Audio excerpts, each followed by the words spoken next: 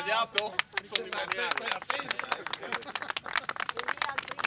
Taglio del nastro ai plis di Premariaco per la nuova rotatoria tra la strada regionale 356 di Cividale e la strada regionale 48 di Prepotto, un'opera necessaria per la sicurezza della viabilità su un tratto viario particolarmente trafficato e di elevata pericolosità. È una delle 3 tappe che hanno impegnato questa mattina l'assessore regionale alle infrastrutture Cristina Mirante. Se a Iplis si inaugurava un'opera già conclusa, a Palmanova e Areana del Roiale si è celebrato l'inizio dei lavori per altre 2 rotatorie. A Palmanova, in prossimità di Porta Cividale, 2 milioni di euro di investimento per 300 giorni di cantiere.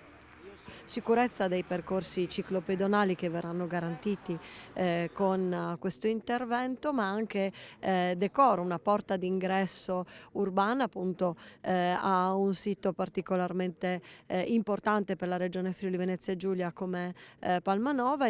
Areana del Roiale è stata invece posta la prima pietra della rotatoria che sorgerà all'incrocio tra la regionale 38 del Cornappo, la regionale 58 dei Castelli e la strada comunale via Fanzio nel centro abitato di Qualso. Sostituirà anche la rete dell'acquedotto di sotto di questo incrocio e si deve ovviamente mantenere quelle che sono le proprietà private, quindi un'opera complessa nell'arrivare alla giornata odierna della posa della prima pietra, ma molto importante e fondamentale, un'altra che FVG Strade svolgerà durante quest'anno.